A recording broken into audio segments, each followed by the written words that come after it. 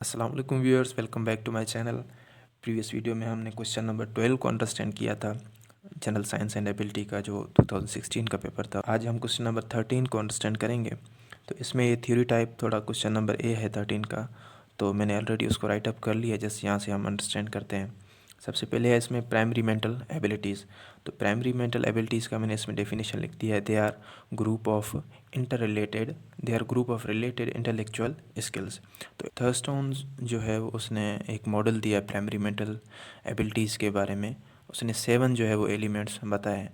सबसे पहला है वर्बल कंप्रहेंशन, के वर्बली वो चीज़ों को कैसे कंप्रहेंड करता है, वर्ड फ्लुएंसी कैसी है, नंबर फैसिलिटी, स्पेशल विजुअलाइजेशन, चीज़ों को विजुअलाइज कैसे करता है, associative memory, perceptual speed, perceive कितने जो है वो स्पीड में करता है चीज़ों को, एंड इंडक्टिव रीजनिंग, तो किसी जो है सिनारियो से कोई रिज़ल्ट या कंक्लूजन कैसे वो इंड्यूस करता है, इंडक्ट करता है। तो वो 7 जो है चीज़ें बताई हैं थर्स्टोन ने।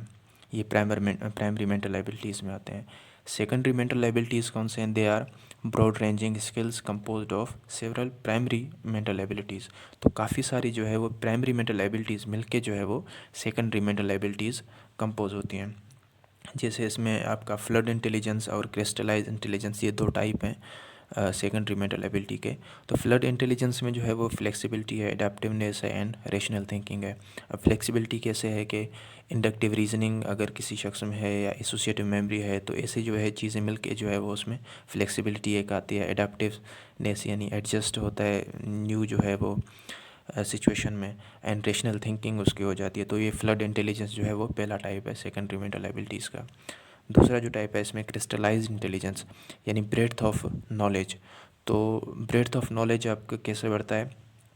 वो एज के साथ बढ़ता जाता है, एक्सपीरियंस के साथ बढ़ता जाता है, एजुकेशन के साथ, और डिफरेंट आप सिचुएशंस जो है वो एक्सपीरियंस करते हैं, तो वहाँ से आपका ब्रेड्थ ऑफ नॉलेज हो जाता है। तो इसमें नोट लिखा हुआ है कि fluid intelligence declines with age. जो फ्लड इंटेलिजेंस है वो एज के साथ कम होता जाता है, क्योंकि वो इनहेरिटेड होता है, वो एज के साथ कम ही होता जाएगा। एज जो क्रिस्टलाइज इंटेलिजेंस है, where age crystallise intelligence is enhanced by life experiences and education. तो लाइफ एक्सपीरियंसेस से और एजुकेशन से आपका क्रिस्टलाइज इंटेलिजेंस जो है वो इंक्रीज़ होता जाता है। इसी क्वेश्चन में आगे पूछा गया है कि how the general mental ability scales differ from IQ test. तो जनरल मेंटलिटी स्केल क्या होता है? It is a pre employment test that assesses a candidate's ability to comprehend complex ideas। तो हाउ ही comprehends आइडियाज़ को कैसे जो है वो अंडरस्टैंड करता है, कंप्रहेंड करता है, सॉल्व प्रॉब्लम कैसे सॉल्व करता है, and apply learned skills through. अब जो उसने स्किल्स सीखे हैं उनको कैसे अप्लाई करता है, तो वो कैसे जज किए जाते हैं? Through questions. तो वो क्वेश्चन 3 टाइप के होते हैं, एब्स्ट्रैक्ट, न्यूमेरिक और वर्बल रीजनिंग। एब्स्ट्रैक्ट रीजनिंग के थ्रू, न्यूमेरिक जो है वो डिजिट्स या डेटा के थ्रू, एंड वर्बल रीजनिंग के थ्रू जो है वो जज किया जाता है किसी का जनरल मेंटल एबिलिटी स्केल। उसके बाद है IQ, intelligence quotient. It is a type of standard score. तो ये एक स्टैंडर्ड स्कोर है that indicates how far above और how far below an individual stands in mental ability in comparison with other people. इसमें एक ख़ास बात है कि आप इसमें कंपेयर करते हैं पीयर ग्रुप्स जो हैं या दो सेम एज के जो है वो स्टूडेंट्स हैं, आप कंपेयर करते हैं कि एक का आईक्यू दूसरे से ज़्यादा है। तो ये एक ही एज के जो है ना, आप कंपेरेटिवली उनको जज करते हैं। जबकि जनरल मेंटल एबिलिटी जो है वो उसमें एज की लिमिटेशन नहीं है, आईक्यू में एज की लिमिटेशन है। अब ये नीचे नोट में लिखा हुआ है कि IQ test measures how intelligent a person is. ये मेजर करता है कि एक शख्स कितना जो है इंटेलिजेंट है।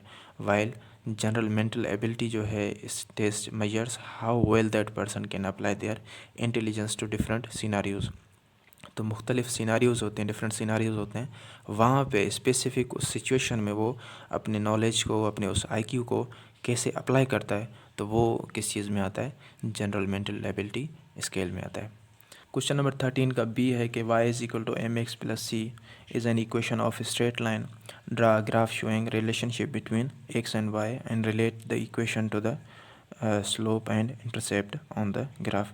तो एक स्ट्रेट लाइन की इक्वेशन गिवन है, हमें क्या करना है कि इसका ग्राफ ड्रा करना है, और ड्रा करने के बाद उस ग्राफ पे हमें शो करना है कि जो है इंटरसेप्ट जो है वो कौन सी जगह पे है और स्लोप कहाँ पे है तो ये चीज़ें हमें थोड़े ग्राफ पे शो करने हैं। तो सबसे पहले हम इक्वेशन लिखते हैं। इक्वेशन क्या है स्ट्रेट लाइन का, जो कि गिवन है y is equal to M x plus C.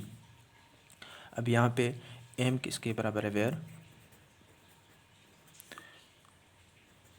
m is equal to slope, m slope के बराबर है, and c is equal to y intercept.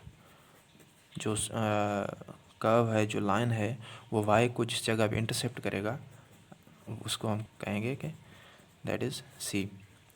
अच्छा, हम ग्राफ को यहाँ पे अपना ड्रा करते हैं। ये आपका समझें y एक्सिस है, ये है x axis, and this is y axis.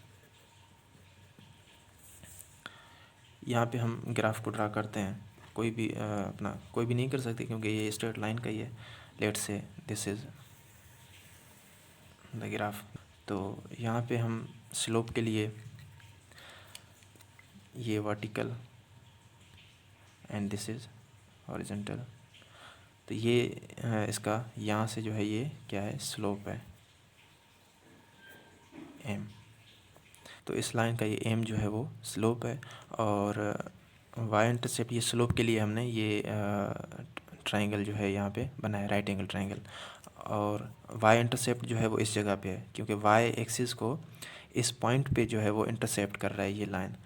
तो यहाँ पे आप ये डिस्टेंस ले सकते हैं, यहाँ से लेके यहाँ तक ये जो है c जो है वो y इंटरसेप्ट है।